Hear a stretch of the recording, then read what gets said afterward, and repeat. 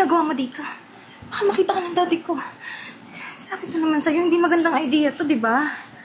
Sabi naman, alam mo, mas mali, di ba? Kung ililiman natin sa daddy mo. Mas okay na yung malaman niya yung totoo. Alam mo kung gaano kita kamahal at handa akong panagutan ka. Love, kilala mo yung tatay ko. Hindi siya papayag. Alam mo, mas mabuti pa. Sumama na lang ako sa'yo. Umalis na lang tayo dito. Love, Ilayo mo ako. alam mong mali yan. Mali na yung ginawa natin eh. Dadagdagan pa natin ng mali. Alam mo, kaya kong marap sa tatay mo. Boss. Oh. Pinagawa mo dito, Charles. Di ba day off mo? Boss. Kayo po talaga yung pakay ko. Alam ko na yan. Mag-advance ka na naman. Di ba sabi ko, kapag ganyan, i-message nyo lang ako. Hindi nyo na kailangan pupunta dito. Madali naman akong kausap eh. Teka nga, bakit tumidikit ka dito sa anak ko? Ha? Di ba kabilin-bilinan ko?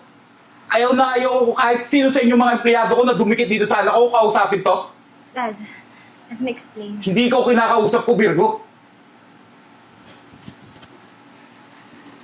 Boss.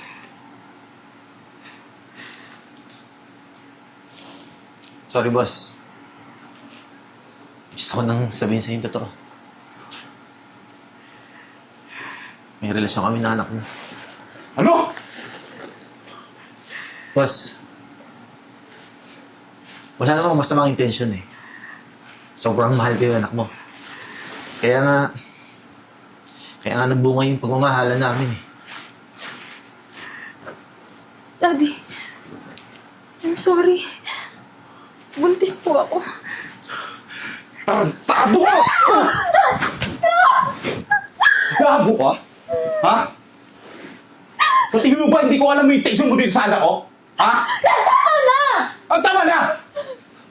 Ginagamit ka lang yan para makuha niya ang presyon niya. Hindi totoo yan! Mahal niya ako! Mahal namin yung isa't isa! Anong mahal, ha? Kilala ko yan. Ginawa niya yan para yumaman siya. Makuha yaman natin. Boss. Boss, mahal ko yung anak mo. Mahal? Mahal? Ha? Ano ba yung sabi mo? Ha? Nawag! Bakit mo mo yun? Nawag! Nawag na, please! Pumasok ka sa kwarto! Ayoko. Pumasok ka! Bilis!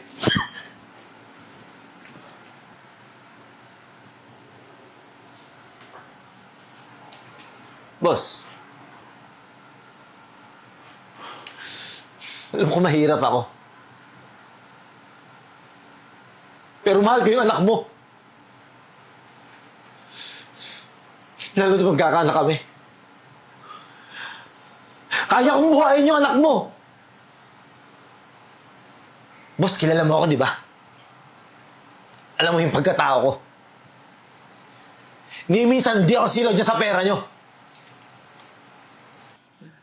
Huwag na tayong magkaguhan, Charles. Magkano? Magkano kailangan mo? Para iwalay mo ang anak ko. Tingin mo sa akin. Pera lang? Mo akong gaguhin, Charles.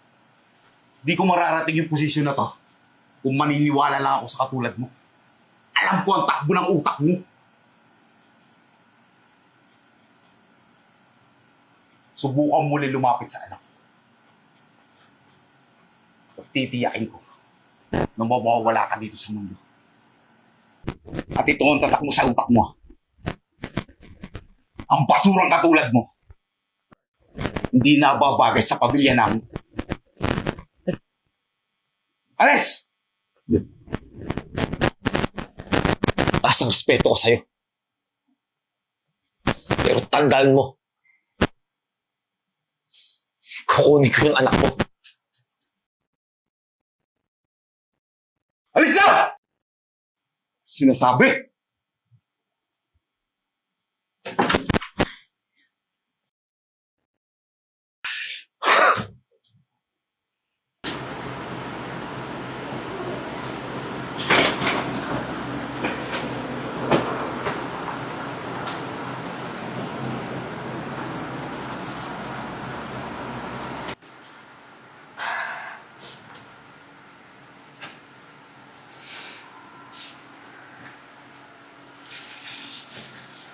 Bakit, Virgo? Sa tingin mo ba, hindi ko alam yung plano mo? Akala mo ganun-ganun lang matatakasan mo na ako? Daddy, nakikiusap ako sa'yo. Pabayaan mo na kami ni Charles. Buntis ako. Siya yung tatay ng anak ko. Kailangan ko siya. Bakit ba hindi ka nakikinig sa akin, na? Malaki na ako. Okay? Kaya ko na yung sarili ko. May sarili na akong desisyon. Pwede ba huwag mo na akong kontrolin? Ano magiging buhay mo doon? Di ka ba nag-iisip? Ha? Wala akong pakialam. Kung sa tingin mo, pinatulan niya ako para sa pera natin, hindi namin kailangan ng pera mo. Kahit maghihirap ako, basta kasama ko siya. Di ka ba nag-iisip, ha? Bakit? Sa tingin mo, pag sumama ka sa lalaking yon, saka ipupulutin, Hindi ko alam.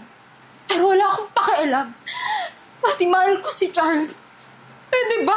Huwag mo na kaming pigilan dalawa.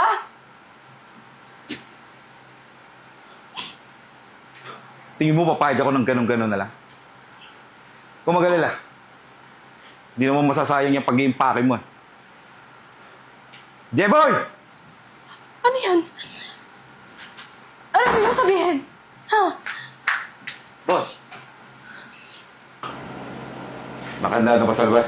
Oh, boss. Nakanta na yung sasakyan. Pati yung mga bodyguard. Nandun na rin. Ano ibig sabihin nito? Ha?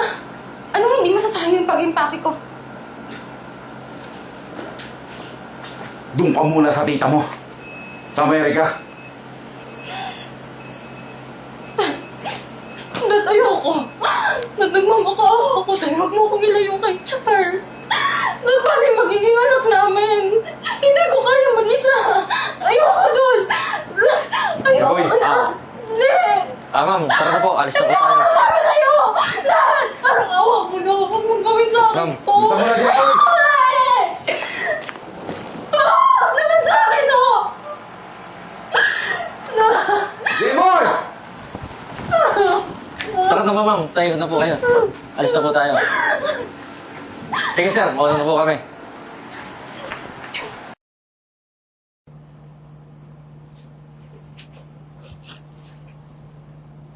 Dad, Virgo. May sino po siya? anak, siya yung lolo mo. Daddy ko. Siya po ba yung dahilan kung bakit wala po akong daddy? Ayoko po sa kanya. Mama, uwi na tayo. Anak, sandali lang. Uwi na tayo. Anak, Uwi na tayo. Anak, siya!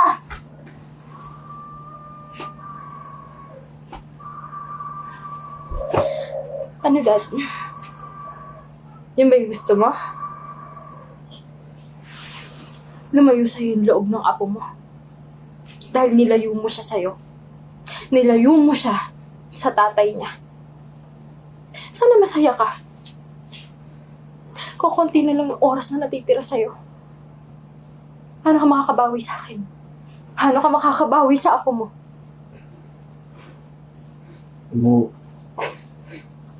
Virgo, alam ko naman na malaki yung kasalanan ko sa inyo. Sana magkaroon ng puwang dyan sa puso mo na mapatawad ako. Dad, kaya kita patawarin. Pero yung apo mo, yung anak ko, pinagkaitan mo siya. Pinagkait mo sa kanya na makilala yung tatay niya. Paano mo ipapaliwanag sa bata yun?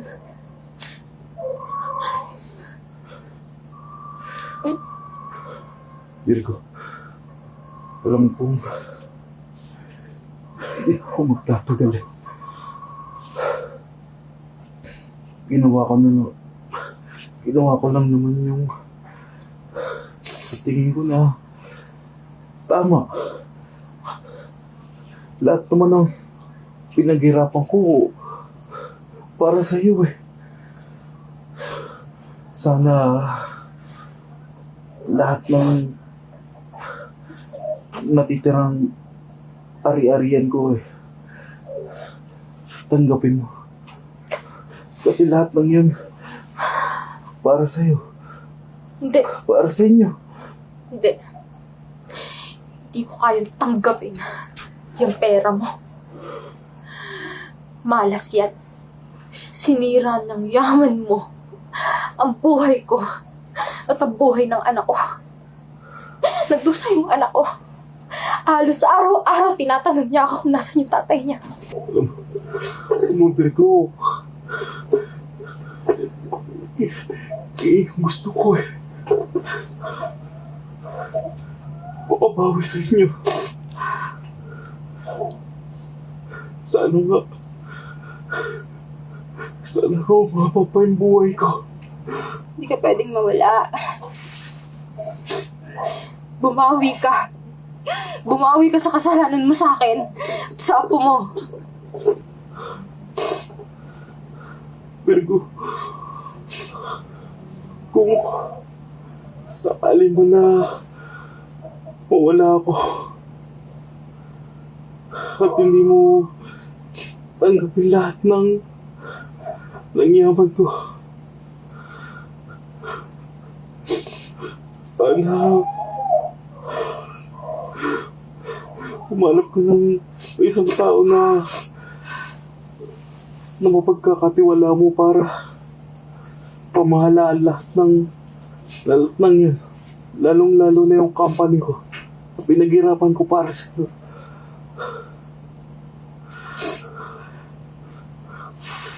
Dad. Dad. Dad. Dad. Daddy. Daddy. Doc. Daddy. Doc. Sis, Bakit kailangan dito natin i-meet yung bibili ng company? Kung talagang gusto niya bilhin yung kumpanya, di dapat doon siya sa office para formal. ano ka ba sis?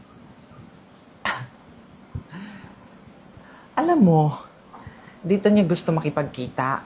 Tsaka huwag kang mag-alala, huwag ka nang kung ano-ano pinag-iisip mo dyan kasi sure ball yung client natin. Kasi kahit magkano, ay bibilhin niya yung company natin. Alam mo, hindi ako naniniwala. Baka mamaya, scam yan. Kaya gusto niya dito makipagkita para hindi siya makita sa CCTV. At isa pa, kanina pa tayo naghihintay dito. Naiinip na yung anak ko sa sasakyan. Oh my gosh sis, dandahan ka eh. Paano magiging scam eh? Sa kanya nga tong restaurant eh. Kaya high quality yung tao na yun. Oh, speaking, ayan, tumatawag na. Hello? Magpapark ka lang? Siya, sige, sir. Ingat po. Ayan, andito na siya. Magpapark lang daw. Anyway, baka pwede puntahan mo muna doon si Zia. Baka naiinip na. Hindi ako na bahala maghintay sa client. Okay? Siya, sige sis, ikaw bahala. Antayin ka namin dito, ha? O, sunduin mo na lang si Zia. Dalhin mo dito. Ako na magsusundo kay Sia? Siya, sige. Dito ka na muna, ha? Aalis lang muna ako. Yes. Iwan ko na yung bag ko.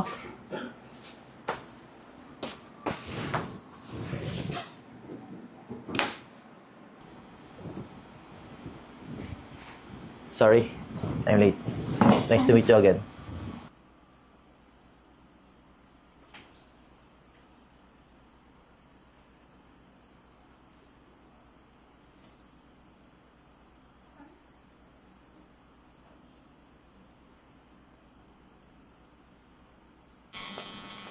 Alam mo, tagal ko na yung pagkakataon na to.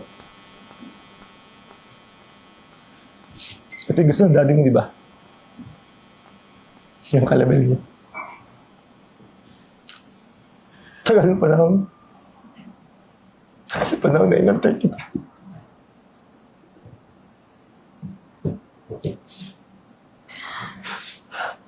Charles. I'm sorry.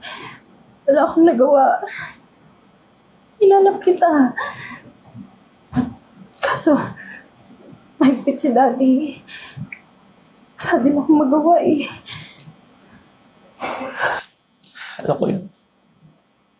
Alam ko na sobrang mahal mo ako. Kaya hindi ako sumuko. Pinatunayan ko sa sarili ko. Darating yung araw na magkikita ulit tayo.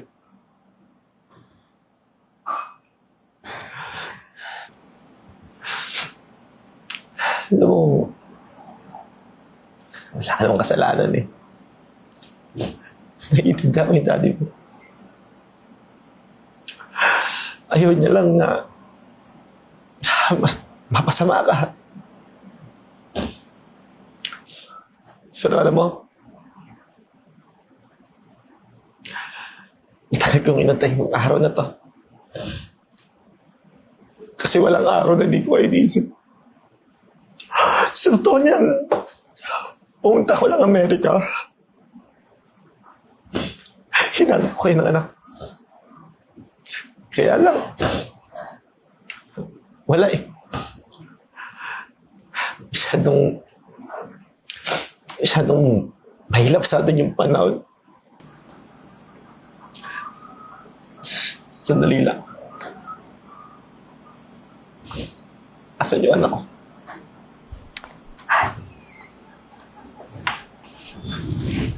Mami, sino po siya?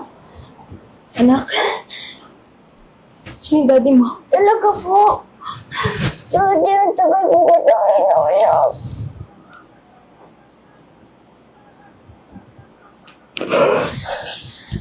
Anak. Anak, sorry ha. Walang nagawa si Daddy.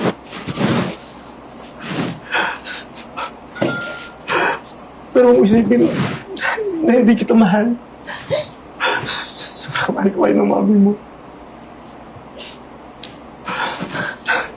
Anak, sana hayaan mo ako makabawi sa'yo. Alam ko marami ang pagkukulang. Pero kung isipin na di ko kaya punuan yun. Dahil walang araw na hindi ko kayo inisip.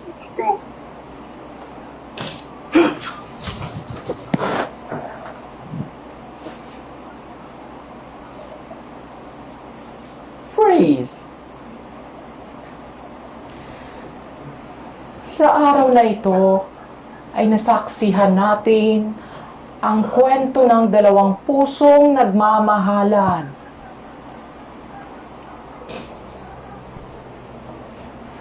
Sinubok ng panahon ang kanilang katatagan.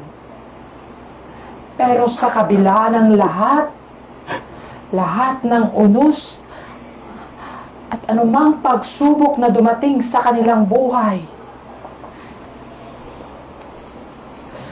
nananatili pa rin sa isa't isa sa kanila ang pagmamahal.